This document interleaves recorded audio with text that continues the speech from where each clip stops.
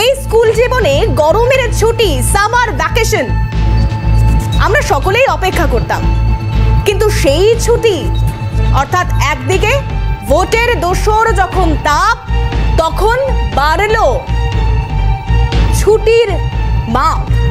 কেন বলছি? কারণ এই যে ছেলে মেয়েগুলো পড়াশুনো করছে স্কুলে, তীব্র দাবদাহ, এই তীব্র দাবদাহে শিক্ষাকর্মী থেকে শুরু করে শিক্ষক এবং ছাত্রছাত্রীরা সত্যি এই গরমে স্কুল পৌঁছানো, স্কুল করা, স্কুল থেকে ঠাঁটা পোড়া রোদে বাড়ি ফেরা আমার বাড়ির ছেলে মেয়েটার জন্য যেমন দুর্বিষহ অবস্থা, আপনার বাড়ির জন্য। কিন্তু প্রশ্ন হলো, সরকার তো 41 দিনের ছুটি দিয়ে দিলেন, এই 41 দিনের ছুটির মাঝে পঠন পাঠনে প্রভাব পড়বে না তো? সরকার নিশ্চয়ই বিকল্প পথ বেছেছেন। এই প্রশ্ন উঠতেই শিক্ষকরা কি বলছেন এবং অভিভাবকদের যে অ্যাসোসিয়েশন, গার্ডিয়ানস অ্যাসোসিয়েশন, তারা কিভাবে দেখছেন, একে একে আপনাদেরকে শোনানোর চেষ্টা করি। শুনুন।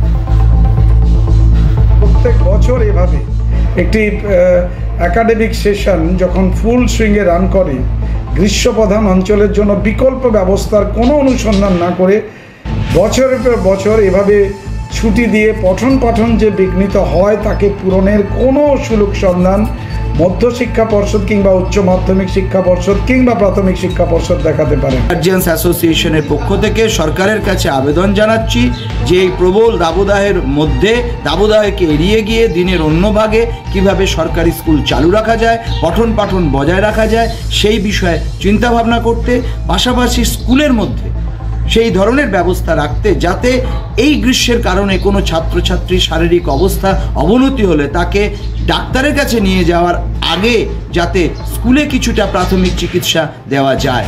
আমরা ইউনাইটেড গার্জিয়ানস অ্যাসোসিয়েশনের পক্ষ থেকে সরকারের কাছে এই আবেদন জানাচ্ছি।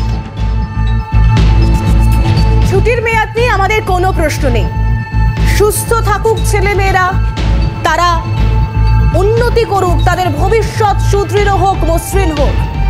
কিন্তু শুধু ছুটিতেই কি তাই হবে? একটা বেসরকারি স্কুলে অনলাইন ক্লাস হয় আর সরকারি স্কুল সেই পরিকাঠামো দেয় কি? তাহলে একটি সরকারি স্কুলের ছেলে মেয়েরা 41টা দিন তাদের সিলেবাস তারা মেকওভার করতে পারবেন তো? তারা সেই সিলেবাস থেকে কমপ্লিট করতে পারবে, পরীক্ষার জন্য প্রস্তুত হতে পারবে? প্রাইভেট টিউটর দ্বারা হয়তো পারবে, কিন্তু স্কুল তাদের পরিকাঠামো কেন সেই পরিকাঠামোগত তারা উন্নয়ন ঘটাচ্ছে না? এই প্রশ্নের উত্তর আমাদের কাছে নেই। কিন্তু এই মুহূর্তে দাঁড়িয়ে সব থেকে বড় যে বিষয় তা হলো ছাত্রছাত্রীদের ভবিষ্যৎ এবং ভবিষ্যৎকে সুদৃঢ় করবার জন্য সঠিক সরকার রূপায়ণ, আর সেই বাস্তবায়নের দিকে নজর থাকবে এখনকার পর থেকে প্রত্যেকটা মুহূর্তে, কারণ নির্বাচনের ঘন্টা বেজে গিয়েছে, শুধু ছুটিরই নয়।